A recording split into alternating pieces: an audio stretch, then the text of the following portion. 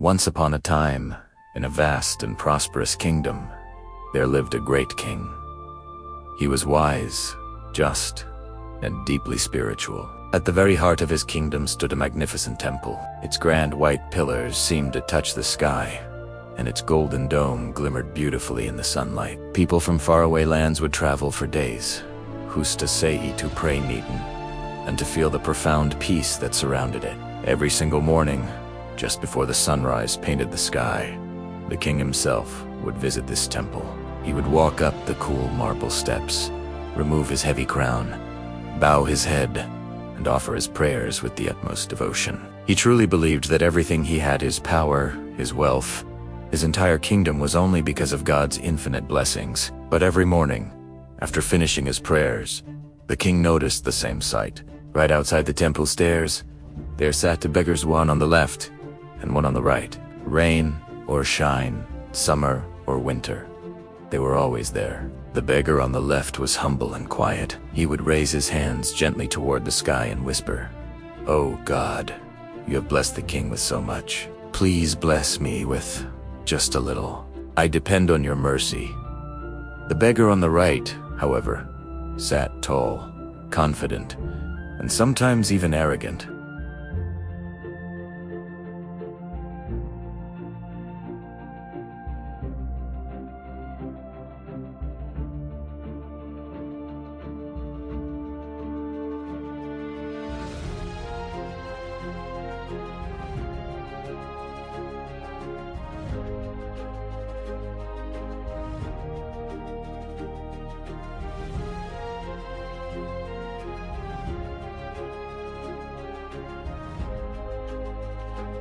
"How interesting," he whispered.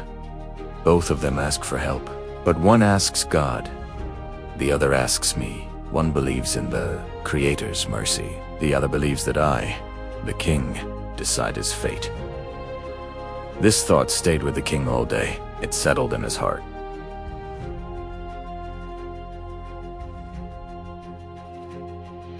And finally, he made a decision. He immediately called for his most trusted minister. "Tomorrow morning," the king announced, "I will be traveling outside the kingdom for a few days. While I am away, I want you to help the beggar on the right side in my name. He always asks me for blessings. Let us see what faith truly means." The minister nodded, listening intently. The king continued, "Make a bowl of sweet rice pudding, a delicious one. But before you serve it to him, I want you to hide gold coins at the bottom, enough gold to change his life forever." The minister's eyes lit up.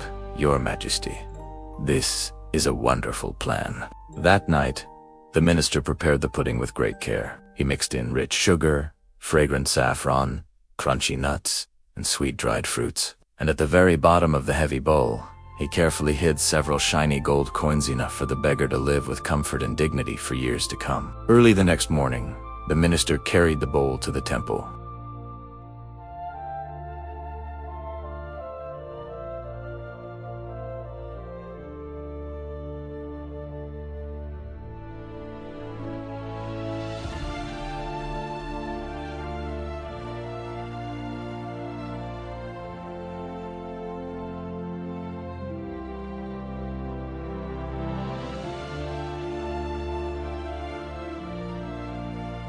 He grabbed the bowl with excitement and began eating greedily.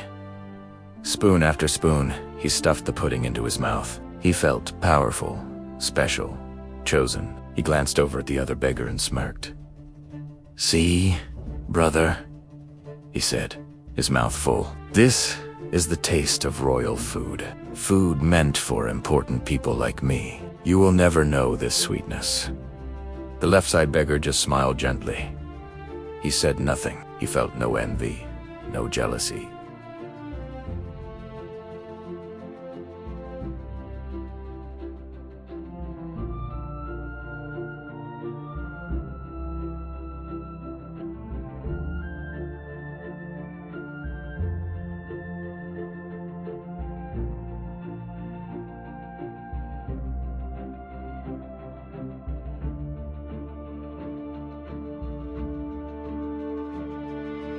But when his spoon reached the bottom, he felt it hit something hard, something shiny. He dug deeper and found several gold coins glittering like captured sunlight. For a moment, he couldn't breathe.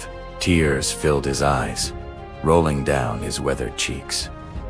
He looked up to the heavens and whispered, "Oh God, you heard me." On that day, everything changed for him. He never begged again. Instead, he found honest work, bought simple, clean clothes, and every morning, he returned to the temple not to ask for anything, but to thank God for his incredible mercy. Days later, the king returned from his journey. As he approached the temple for his morning prayers, he noticed something was different. The left beggar was now inside the temple, praying joyfully with the other worshippers. But the right beggar, he was still sitting outside, looking frustrated, angry, and empty-handed. The king approached his minister. "What happened? Did you give the pudding to the right side beggar, as I instructed?" "Yes, your majesty," the minister replied. "Exactly as you instructed. But it seems fate had other plans." The king walked down the steps and stood in front of the right side beggar. "Tell me," the king asked, calmly, "what did you do with the pudding I sent for you?" The beggar just shrugged his shoulders. "I ate some, and then I gave the rest to the other beggar." "Why?" The king closed his eyes for a moment, a look of profound understanding on his face, and then he said words that the beggar would never forget.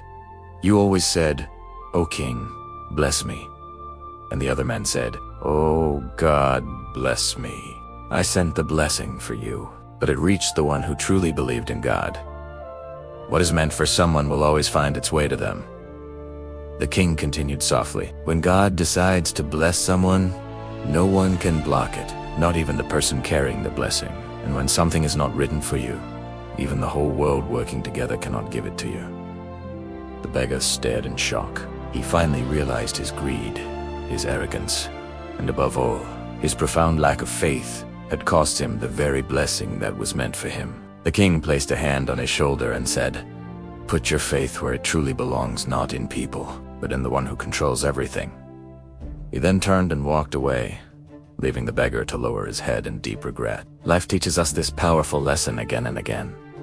What is truly yours will always reach you, and what is not yours will never stay with you, no matter how close it gets. Trust God's timing. Trust His plan, because destiny never misses its destination. And if you believe that whatever God plans for you will always come to you, type God in the comments and let the world know your faith is alive. Thanks for watching.